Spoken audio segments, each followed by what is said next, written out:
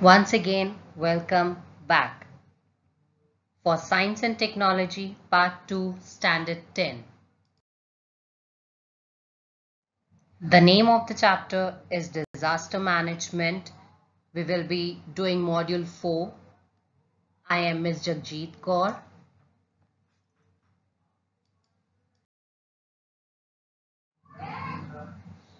Before beginning with Module 4, let us revise what we have learned in Module 3.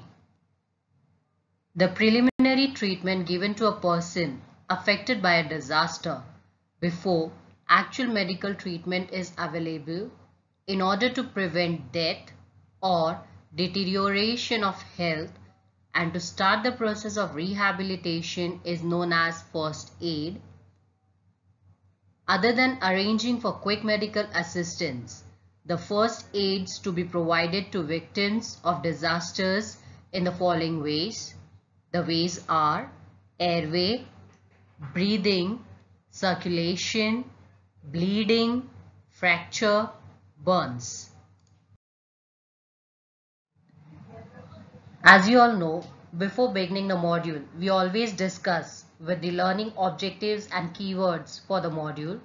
So the learning objectives and the keywords for this module is that you all will be learning about the emergency actions, that is the different methods used for transportation of patients during disaster, first aid kit and the materials included in the first aid kit, mock drill and the objectives of mock drill.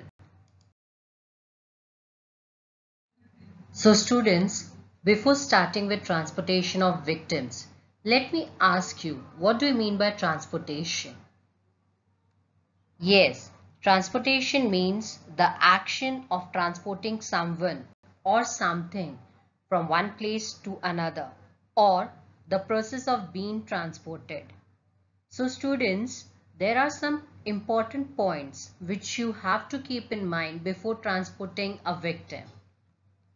So first, after evaluating the victim's illness or injury and administering first aid, you may need to decide the most effective means of transporting a victim.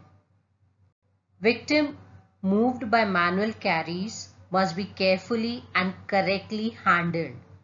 Otherwise, moving the victim could result in additional injury. Manual carries are often used to transport victims in tactical situations. Your choice of which type of carry to use depends upon the seriousness of the illness or injury, the weight of the victim, the strength of the carrier, and the distance to be traveled. Using a two-man carry benefits the victim and the bearers by spreading the load. Improvised litters are the preferred method when the distance may be too far for manual carries or the victim has an injury that may be aggravated by manual transportation. These litters are for emergency measures and must be replaced by a standard litter at the first opportunity. So, the different methods used for transportation of patients vary depending on their condition.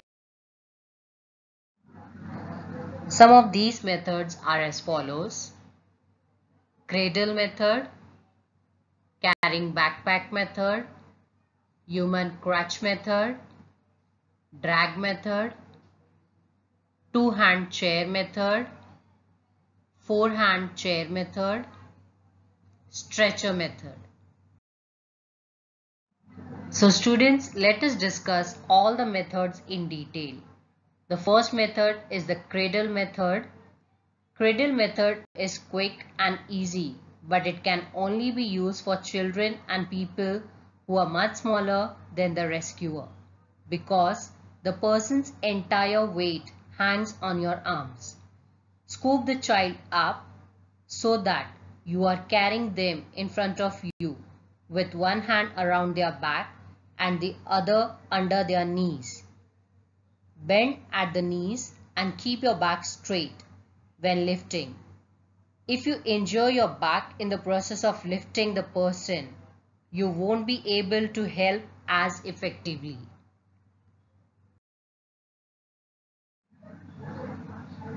The second method is carrying backpack. This method can be used if the person is too large for you to carry in the cradle position, or the person must be carried too far for you to maintain the cradle position. It can be used for people who are unconscious. Start with the injured person on their back, bend their legs and stand with your feet on their toes. Pull them up by their wrist to a standing position. As you put the person into a standing position, rotate so that the person's chest is against your back and their arms are over your shoulders. This allows you to hold the person's arms tip forward slightly at the waist and carry the person like a backpack.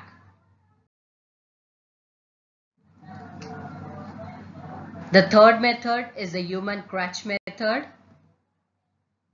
If the person is conscious and can move on their own, this method might be the most effective.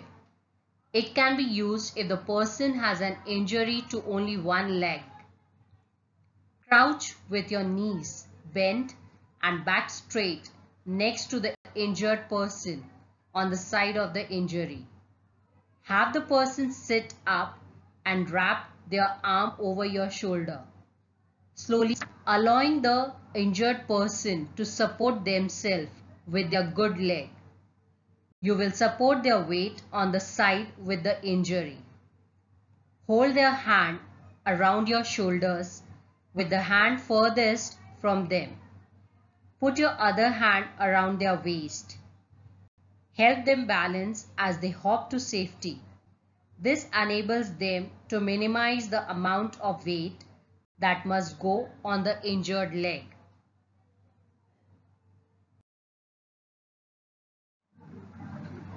The next method is the drag method. Drag method involves pulling the victim along the ground without lifting him. It is used when the victim is unable to stand and must be moved quickly from a source of danger. Fold the victim's arms across the chest and crouch behind his shoulders. Grasp the armpits, cradle the head on your forearms and drag him along the ground.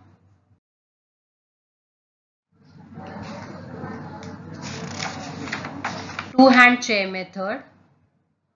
This method is used to carry a victim who is unable to assist the bearers in his transportation. Squat facing each other on either side of the victim.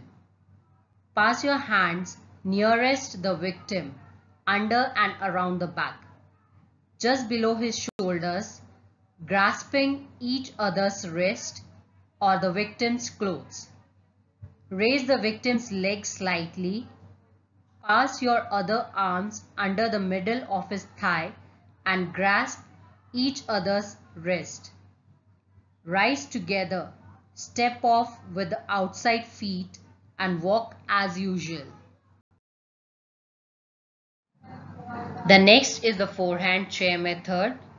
The four-handed seat requires participation from the injured person. It should only be used if the injured person is conscious and able to assist. To start, grab your own left wrist with your right hand. Have your partner do the same. Then, you should grab your partner's right wrist with your left hand. Your partner will grab your right wrist with his left hand. This creates a square-shaped seat with your arms as shown in the figure A. You should have the injured person shift to the sitting position. You and your partner should lower your bodies, bringing the seat you have created down near the injured person's bottom. Have the injured person sit on your forearms. The injured person should place arms on you and your partner's shoulders for the balance. Again, lift slowly and in unison. Walk in the direction the injured person is facing. The last method is the stretcher method. This method is useful for carrying an unconscious or a very badly injured person. One can use conventional stretcher if it is available. However, in case of emergency, a temporary stretcher can be made using bamboos, blankets, etc. So students, we understood about the transportation methods of the victim. Now let us understand what is first aid kit. A first aid kit is a collection of supplies and equipment that is used to give medical treatment. There is a wide variation in the contents of first aid kits based on the knowledge and experience of those putting it together, the different first aid requirements of the area where it may be used, and variations in legislation or regulation in a given area. The international standard for first aid kits is that they should be identified with the ISO graphical symbol for first aid, which is an equal white cross on a green background. Students, ISO stands for International Standards Organization, or the International Organization for Standardization. So we can say that first aid kit is a small box which contains items required for administering first aid to a victim of an accident or disaster. Some of the important materials which should be included in the first aid kit are bandage strips of different sizes, wound gauze, triangular and circular bandage, medicated cotton, hand gloves, first aid manual, clean and dry cloth pieces, soap, antiseptic solution, safety pin, blade, small pins, needle, torch, scissor, thermometer, petroleum jelly, instant cold pack, emergency blankets, tweezers, emergency contact information or the medical information for family members, adhesive tape, etc. Now students, let us understand the significance of the first aid kit. It gives necessary aid before the medical help arrives. It is important for you all to know that the first aid treatment is not supposed to completely cure anyone who got an injury, accident, or medical condition. Rather, it is to apply basic treatment to the victim before medical help arrives. Having a first aid kit, it is a first step to being prepared for a medical emergency. However, make sure you check your first aid kit regularly. Replace any item as soon as possible after you have used them. More importantly, check that everything is within its expiry date. The next is, it reduces infections. Though you cannot always keep your family from getting hurt, but you can always protect them when they get injured with a first aid kit. However, giving the necessary first aid treatment from open wounds to injuries can reduce the severity. The content of your home first aid kit could be a lifesaver and can help reduce the risk of infection and the severity of an injury.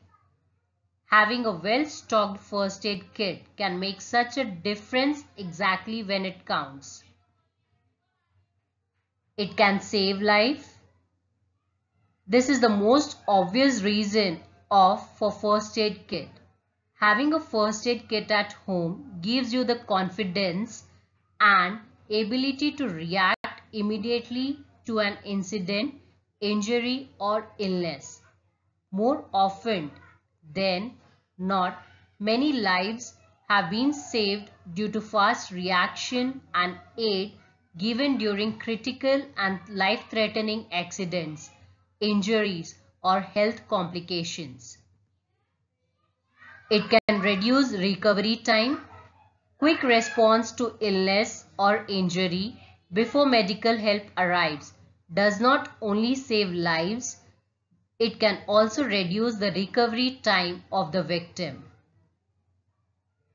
Prevent a severe injury from becoming a chronic problem. One wrong step on the stairs or a collision in the kitchen can result in a sudden painful injury. However, it is possible to limit the number and severity of injuries when this happens. You need to be prepared to act quickly and have access to a well-stocked first aid kit. It will help reduce the severity or damage of the injury. Students, first aid kit also prevent excessive blood loss. Now, what happens when someone in your house accidentally sustains an injury with a deep cut and is bleeding profusely?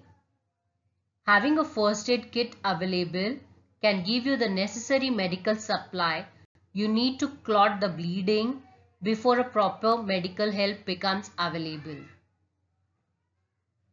Emergency medical supply within your home. Now, first aid kit is also an important source of emergency medical supplies. Regardless of the kind of medical emergency that may arise in the home, you will always be able to counter it with the right medical supplies available in your first aid kit. And lastly, first aid kit gives you the ability to provide help in emergency situations. For instance, if someone ingests harmful substances or suffers health-related issues, your first aid kit becomes more than just another household item. They become an invaluable support to victims in emergency situations before medical help arrives.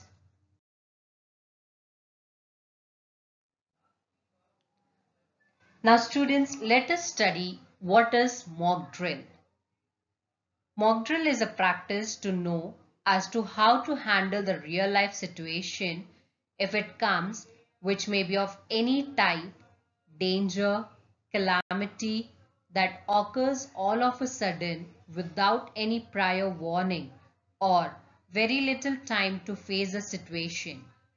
It may be war, attacks started by the enemy, or natural calamities like earthquake, sudden fire, building collapse, etc. Mock drills are a way of checking the preparedness of facing a disaster. During mock drills, an apparent situation is created to check the reaction time and the type of response. Mock drills are carried out in schools, offices, public places for situations like fire accidents, terrorist attack, etc. Now students, let us see why mock drill is useful for us. Mock drill is conducted to check the preparedness of the people in a locality, premise, or building to face a disaster.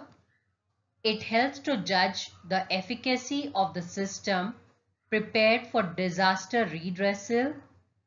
A virtual situation of disaster is created to check the reaction time for any type of disaster. Every mock drill is observed and supervised by trained personnel who check the execution of plan designed for disaster redressal. For example, fire mock drills are arranged in various schools by firefighters, which includes demonstrations like extinguishing the fire, rescuing the people trapped at higher floors of buildings, rescuing the persons whose clothing have caught fire, etc. Now let us study the objectives of mock drill.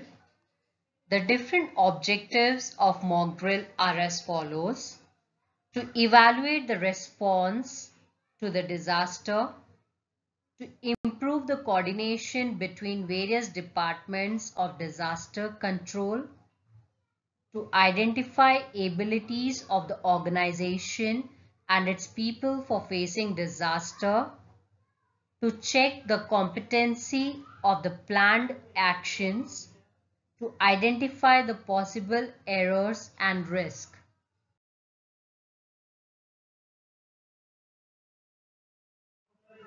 Now students, this was the end of module 4.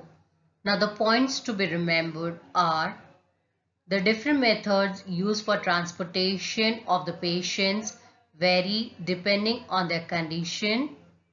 First aid kit is a small box which contains items required for administering first aid to a victim of an accident or disaster.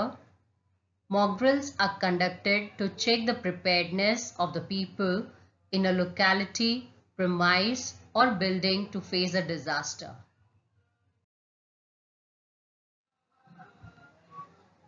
Now the exercise for you all.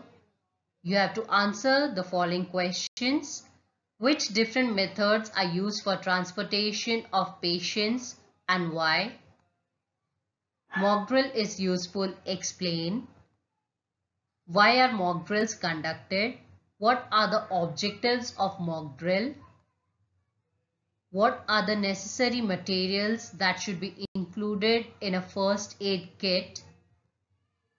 Give the reference of the following pictures and explain importance of each of those in disaster management, which are other such activities. Thank you, students.